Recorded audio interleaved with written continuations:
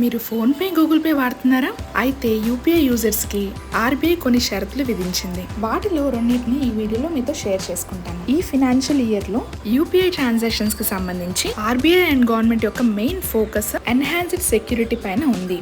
ఈ రూల్స్ లో 2 factor authentication అనేది మ్యాండేటరీ చేసింది. అలానే 1 డే కూలింగ్ పీరియడ్ ని ఇంట్రడ్యూస్ చేసింది ఆర్బీఐ. జనరల్ గా మనం ఆన్లైన్ ట్రాన్సాక్షన్ చేసేటప్పుడు యూపీఐ పిన్ ఎంటర్ చేసి ఫండ్స్ ట్రాన్స్ఫర్ చేస్తాము. కానీ ఇప్పుడు ఇంట్రడ్యూస్ చేసిన 2 ఫ్యాక్టర్ ఆథెంటికేషన్ లో యూపీఐ పిన్ తో పాటు biometric authentication or device based verification ని ఇంట్రడ్యూస్ చేసింది ఆర్బీఐ. ఇప్పుడు మనలో కొంతమందికి డౌట్ రావచ్చు, మన ఫోన్ మార్చినప్పుడు డివైస్ బేస్డ్ వెరిఫికేషన్ తో వెరిఫై చేయడం కష్టమైపోతుంది, ఇప్పుడు ఏంటి పరిస్థితి అనుకుంటాము.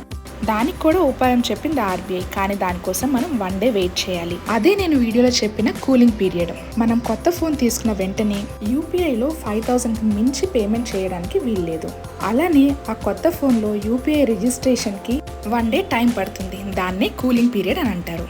ఈ రూల్స్ చూసి మనం కంగారు పడాల్సిన అవసరం లేదు, ఎందుకంటే ఇదంతా మన సేఫ్టీ అండ్ సెక్యూరిటీ కోసమే. వీటి ద్వారా చాలా శాతం వరకు సైబర్ క్రైమ్స్ ని మనం అరికట్టొచ్చు. ఇంకొన్ని యూపీఐ రూల్స్ ఉన్నాయి, అది నెక్స్ట్ వీడియోలో మీతో షేర్ చేసుకుంటాను. అండ్ ఈ వీడియో మీకు నచ్చినట్లయితే లైక్ చేయండి, షేర్ చేయండి and subscribe to banker mom stories.